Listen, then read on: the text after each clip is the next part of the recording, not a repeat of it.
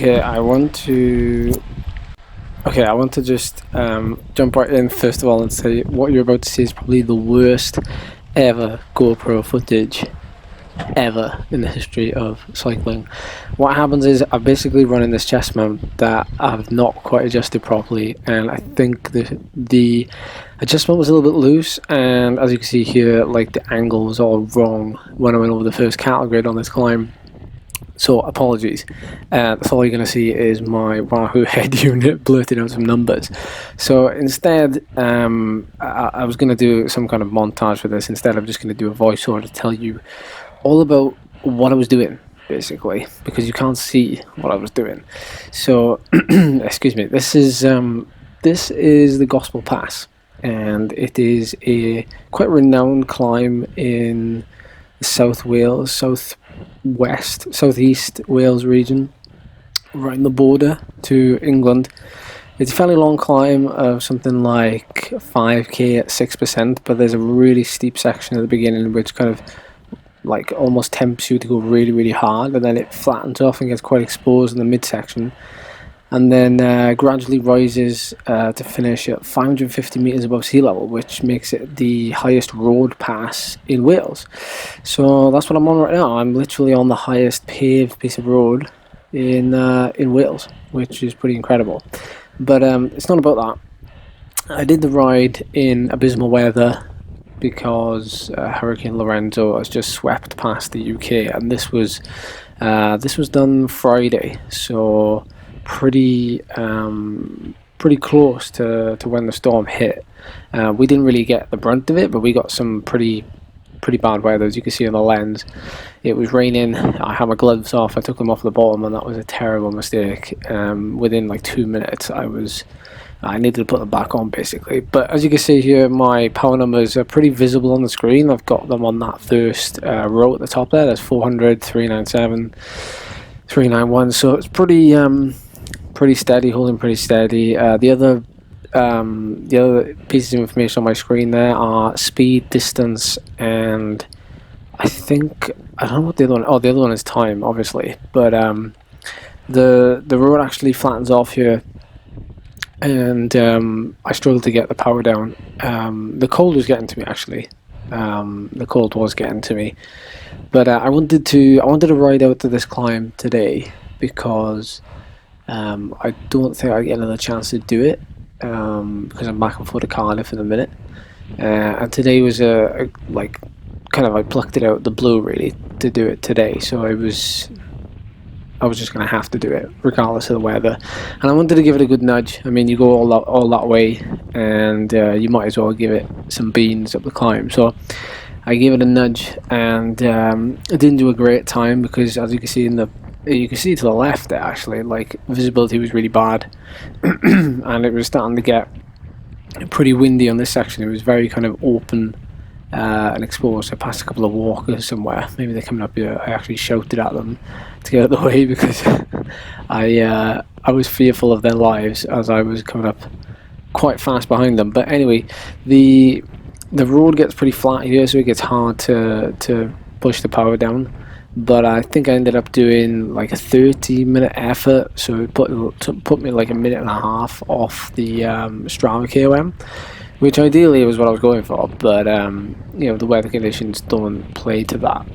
But it's interesting how I felt awful because of the weather and just the sheer grind it took to get there. Like the ride from Abergavenny, which is where we parked, and then I rode, I think it was like an hour and 20 minutes to the bottom through some lanes. It was like mud, it was all sorts through the lanes. It was not a good ride. Got to the bottom, obviously took my gloves off, geared myself up for it, and you kind of know like within 2 or 3 minutes of an effort like how you feel and how your body's going to respond to it.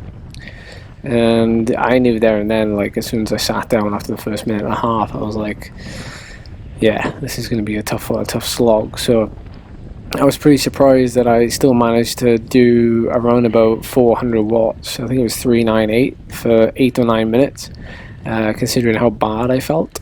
But I mean, yeah, you get days like that. So I just had to I did feel like halfway up the climb, I was starting to think to myself, is it best to just knock it back and not ride to the top at this intensity, because it will be all downhill back to Abergavenny, and is it worth me actually like pushing on? Like, what benefits am I going to get from this? But yeah, I mean, I rode it, I'm happy I rode it, and I know the footage is rubbish, but at least I managed to ride the highest road pass in Wales. And if you look on my ride on Strava, which as you'll know, I put like all of my rides up on Strava, the climb itself is it starts right at the top right. So if you go to Hay and Y on the map, it starts right in the top right, and starts to come down south along the border, and you can actually see on the profile that the last 2k of the climb is only 3%. So as much as it's termed kind of like a vicious climb and like one of the nastiest in the South Wales region, it's kind of got nothing on the likes of like the Bull and the Regos and things like that. So, speaking of which, the Regos hill climb was today, Saturday, and one of my coach riders, John, came fourth, so close to the podium. But the bulk is a strange climb because they don't actually use the whole length of it. They only use, I think I'm right in saying, like 2.5 or 3k rather than the 4k that it actually is. So it turns into more of like a sub 10-minute climb rather than like a 12-13 minute climb, which actually makes quite a big difference. I mean, this kind of climb would be great for a hill climb event, the Gospel Pass.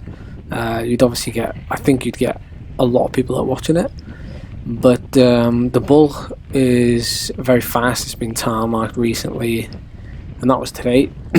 And tomorrow he's going to be doing the Regos hill climb, which I'm going to be doing, and I've seen the start sheet. I'm off at 22 minutes past 2 on Sunday, and Andrew Feather is off last. For those of you that know, Andrew Feather is current national hill climb champion. Know him quite well. I'll go back quite a way as well, actually. Back to when before I started racing for Rapid on the GLT, I raced some of the regional national events as a junior in the south of England area, and that's where he's from. And I've raced against him on a number of occasions, and we have a friendship kind of since then, really, and we've been back and forth racing against each other. But it'd be interesting to see what he does. It'd be interesting to see what I do, and I'm really looking forward to testing myself tomorrow on the Regos hill climb. But yeah, this was it. I mean, again, sorry about the footage, but at least there's something here that proves that I've ridden up the Gospel Pass at least. And I'll definitely be back when the weather's better, because it'll be well worth showing you the actual views. Because to be honest with you, this is probably my view. Like, this is my actual view of the whole climb. I had my head down. I was looking at my Wahoo and looking at the road and just looking up like every once in a while, because there was very few people out. But the views weren't that great. But hopefully we'll come back in the summer and they'll be a lot better.